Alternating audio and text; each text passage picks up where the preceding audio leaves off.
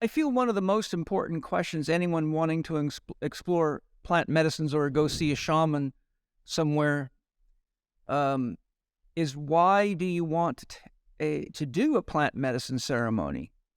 Personally, I feel it's an essential question to ask and gain clarity on before using plant medicines or even seeing a shaman. So you get a lot of younger people doing it just because their friends are doing it, or ayahuasca is getting cool. It's almost in vogue. It is in vogue, and mushrooms and all the psychedelics are back in vogue now. So I'm forever running into people in my classes at the Institute telling me, oh, I microdose mushrooms every day. I'm microdosing LSD.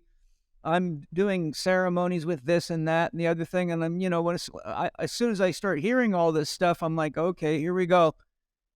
We're in deep water without a rudder. And so I think if you don't know why it is that you want to do a plant medicine ceremony to begin with, I don't think you're really looking at what your motives is. Therefore, you never really know if you're going into the right experience relative to what it is that you want to gain. Does that make sense? Absolutely. I mean, I think that the most important thing about going into a plant ceremony is understanding your motivation. Yeah. It's such a But deep personal experience. exactly. Yeah. And it can get exquisitely deep. I mean, you and I both know how deep can get, but I've been so deep in ceremonies that I honestly didn't know if I would ever make it back. I literally wasn't sure if I was alive or dead. And those were definitely some of the most profound experiences I ever had. And it sure enhanced my sense of connection to life, to family, to everything, really, just to my body, to the joy of being alive. In all fairness, and this has happened too, I've been in states where I was so in a completely, utterly expanded sense of union with all that is, that the bliss of it all took away any desire to be on this physical plane.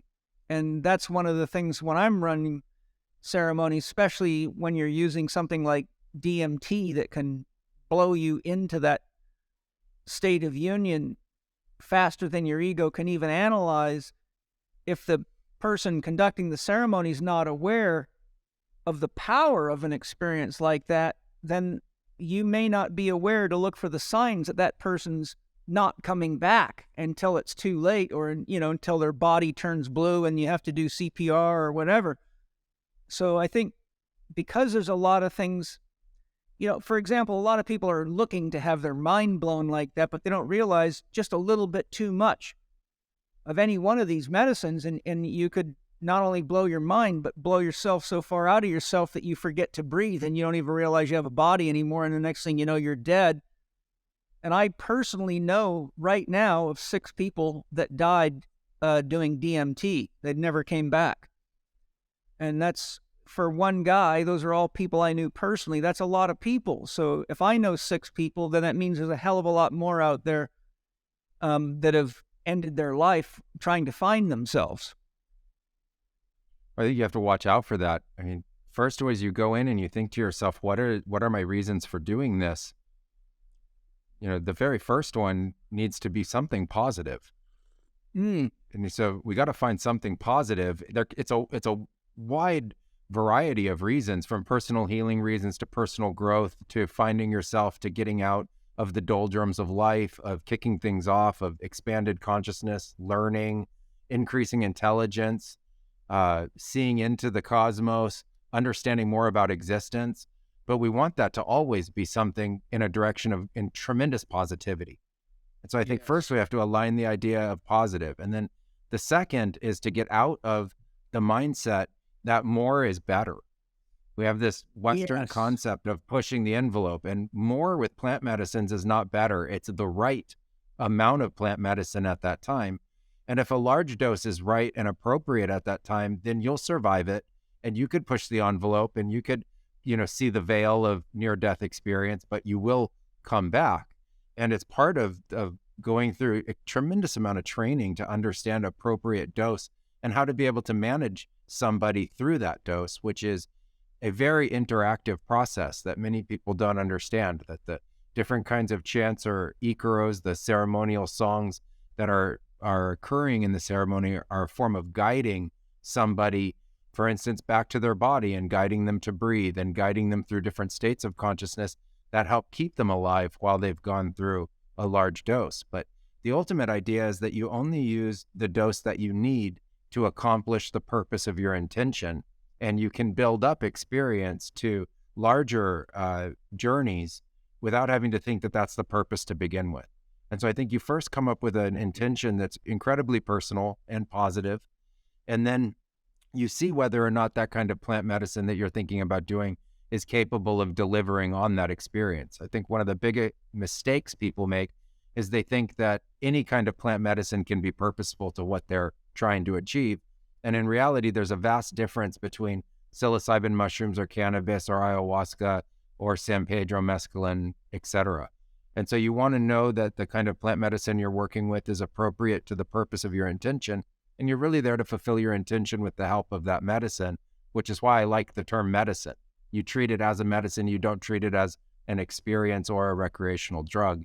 And truly as a medicine, it has a phenomenal capacity to be able to heal and cure, as well as awaken and improve somebody's life. Yes. I think you touched on something important there. One of the things that I see a lot of, and I'm sure you have too, is people whose lives are, for lack of a better term, fucked up. Maybe they're having a lot of repeated financial stress, relationship breakdowns, not able to hold a job. A lot of things that lead to a lot of inner chaos that typically would be better sorted out through meditation or even shamanic journeying without medicine, such as drumming and standard shamanic practices, but not using plant medicines, go into ceremonies without realizing that, the medicine's going to open you up to your unconscious and everything that's been repressed inside of you. And if you're not willing to work through that naturally, depending on the dose and the type of medicine, you may actually have to deal with more of yourself than you're ready to handle in a medicine ceremony. And it can lead people to a lot of, what they call a bad trip, but a lot of very frightening and scary experiences, which then often get blamed on the drug, but not realizing the medicine's only exposing what's in you. It's not bringing more of your problems to you. It's opening you to see what it is that you're creating with the consciousness that you're carrying and utilizing. So I think your comment that, it should be a positive reason for doing a ceremony, not a negative one, is very important. And I also think, how would you define where the threshold of mental stability is? In other words, if you're already dealing with psychotropic drugs because you got ADD or you got anxiety disorders, or you're taking prescribed medicine for something, or you're already in a crisis of self or a relationship crisis, how do you feel a person what are some tips for distinguishing whether those are the types of situations you should get professional help with or shamanic help without drugs versus using the plant medicines as a healing process? Is that a clear question? Yeah, it is. First, touching upon what you were saying before about meditation or energy practices, body-based practices like Tai Chi, etc., I haven't found a medicine culture that bases the entirety of their practices in plant medicine. So on the contrary, every single plant medicine culture that I've studied actually has a vast and wide array of other practices that are their daily practices, and they use acute intervention with plant medicine ceremonies. And the only people that do them with any frequency are the shamans who are trained to wield those medicines on behalf of their community and the participants in their ceremony or their patients. And so first of all, everybody is involved in other kinds of practices. And from a Western standpoint, you could think of them as meditative practices or some kind of energy-based practice to provide grounding, stability, support, mental stability, health, overall well-being. So first, you always start with that. And then you could look at whether or not there's a need for plant medicines. And I think you can start a treatment with plant medicine, but if you do, you have to be very aware of the fact that you're dealing with a tremendous delicacy, delicateness in the mental states at that time. So if you start the treatment with plant medicine, you're not going to go into a large dose of plant medicine. You're going to use an acute intervention in a ceremony with a very small dose of plant medicine to open up somebody to things that they might be blocked from, like their heart or their spirit. And you're going to kind of get that back online. And then you're going to follow that with a tremendous integration program, which is going to be all about the other kinds of practices that you described. That's if you start with plant medicine, and you're not going to do it on your own. And you're going to do it under the guidance of somebody trained in the art of healing that's going to take you on a journey. And that plant medicine ceremony, or 2 or 3 that you would do at the beginning of treatment, is going to kick off 2 months, 3 months, 6 months, or even a year of really a retraining of your daily life in an incremental, step-by-step, very logical and repeatable way to really build a life. And you'll have used the plant medicine as a catalyst. Now, the other way of doing this is you start these other practices. You start to balance yourself. You deal with the shadow within yourself and the difficulties that you're having to begin with as you build up to a plant medicine ceremony. Okay, now if you do it that way, you'll have gained more foundation. You'll have gained more stability.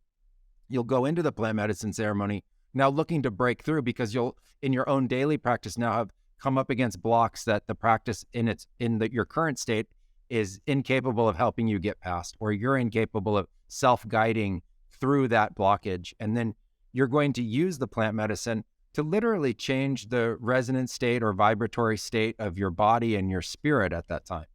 So very much like you're saying, living 4D, you're going to go into the 4D to make a change, a very specific, intention-oriented, guided change, so that you can come back from that experience and continue your daily practices and really accelerate the nature of that growth and development. And so, if you don't have a clear mental state, you're not ready for plant medicine ceremonies. If you have fear over confronting yourself and knowing yourself, and if you're still dealing with the inner child issues and you're still dealing with the inner shadow issues, what you need to do is be ready to work on those.